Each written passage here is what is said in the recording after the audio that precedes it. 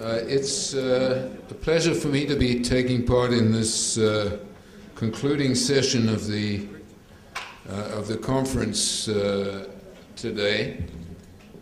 I think I'm an interloper here. This is not my field, and I think Dan invited me to take part because he wanted to make sure that I actually listened to what the other guys were saying.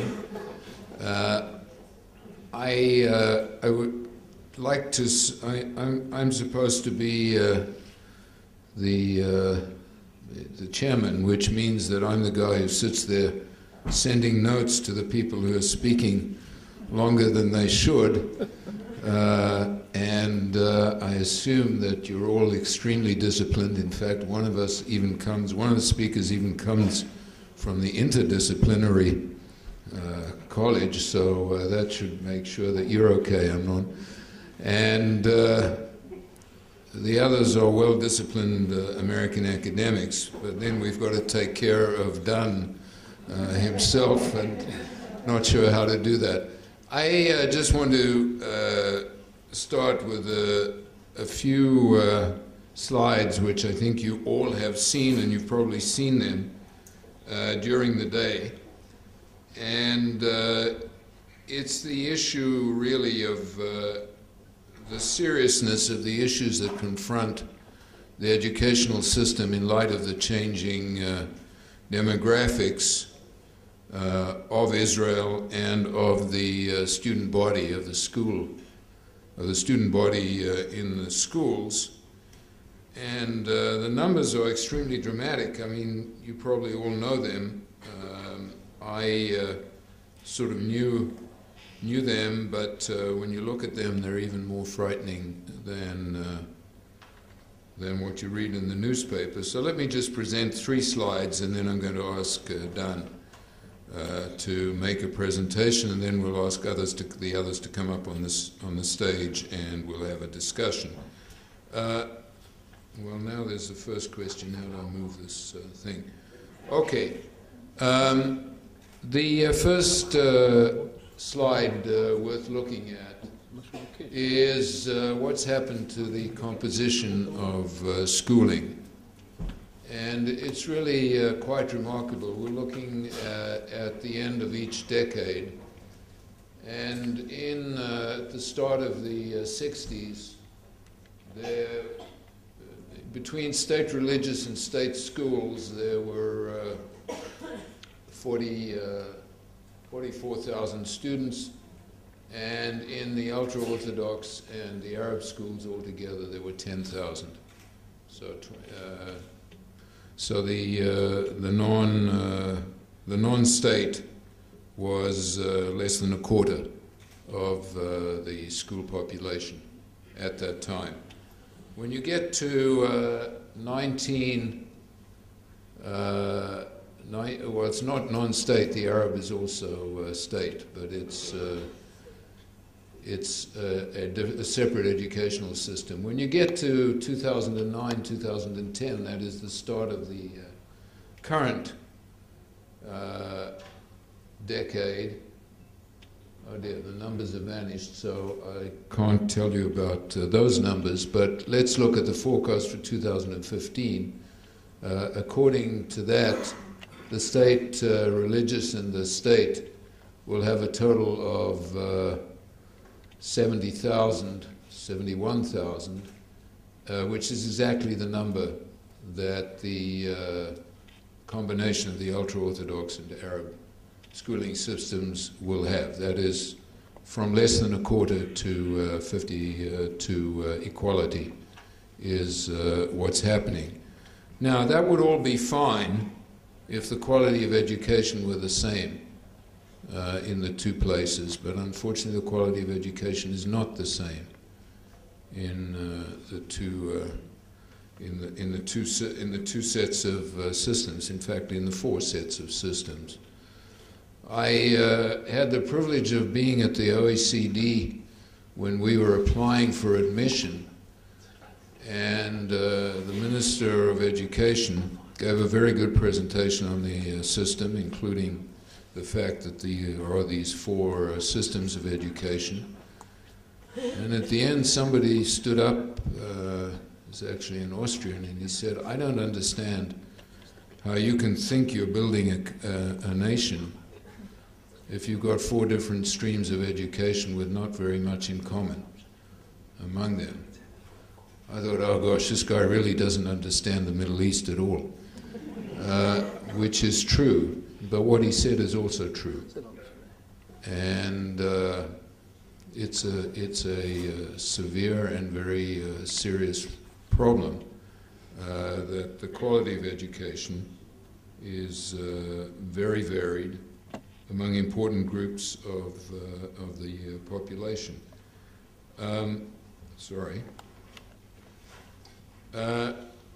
What is in part responsible for that is the simple demographics of population growth in Israel. And here I just look at the last 30 years.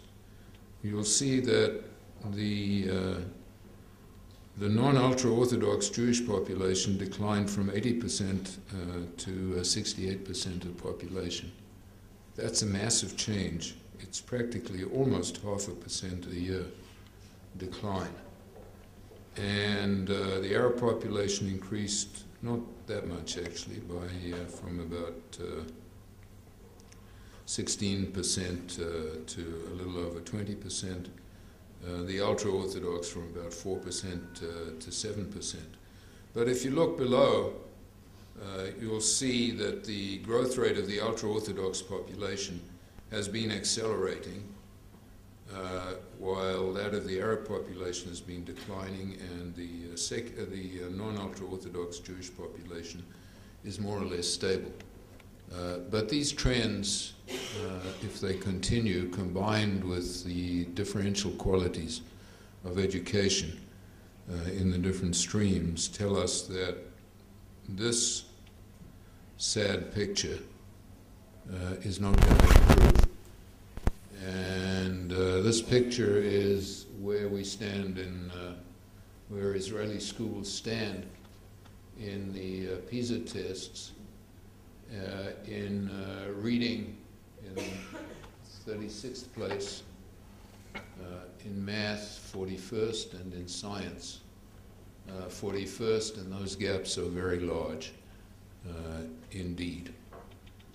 And that says that the educational system, for whatever reasons, demographic, political, however you describe it, is failing to prepare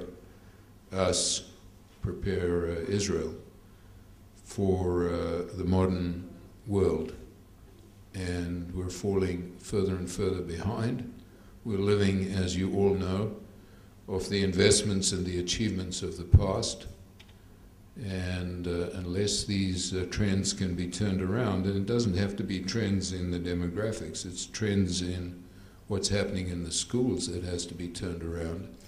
Unless that can be done, this fundamental part of, now excuse me if I talk like an economist, this essential part of the production of output of the standard of living in Israel is going to contribute relatively less and less than it does in other countries.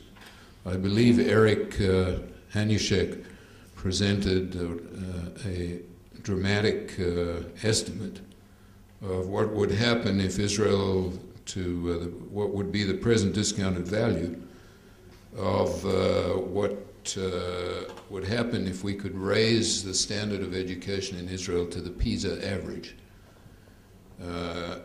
And he said the number was approximately 8 times GDP. Well, we talk about, that's the present value, that's a number that's discounted at 3%. So 3% of 8 is 24. That's 24% of GDP per year. That's a significant increase in the productivity of this economy that would result from education.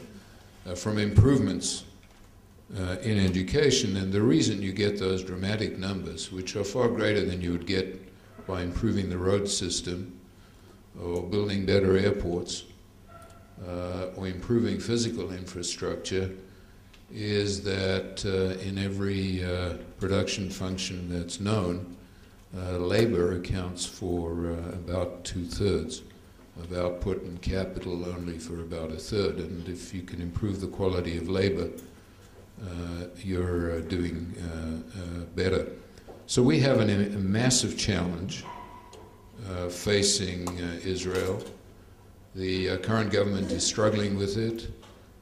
It's done a bit. Manuel Trachtenberg, when he isn't doing other things, as chairman of VATAT, which is not of the University Grants Committee, which is not the main subject of this conference, but nonetheless critical, is doing a significant amount, but it's clear we need to do a lot more. And with that, I'm going to turn over the podium to Dan Ben David. Dan is the executive director of the Taub Center and a faculty member of the Department of Public Policy at Tel Aviv University. And I knew his research from when he wrote his thesis. That's for a different reason than that I know Eric Hanushek's research from when he wrote his thesis. We were students together, so I knew that, but Dan's I read when I was already a grown-up. And he is an extremely valuable member of this academic community because he communicates with the public. And he writes in the newspapers, and that is very, very important because he has a knack which is very useful for economists. It's to find a few key facts and build an article around them. And that's a good way of persuading people. Don't talk about theory, give them some facts and then explain how those facts interact. Unfortunately, in this case, to do damage. But Dan, we'd like you to stand up, make a presentation of, I assume, which will fill in for the audience some of the local information which may be relevant to interpreting what has been said today. And thanks very much for inviting me.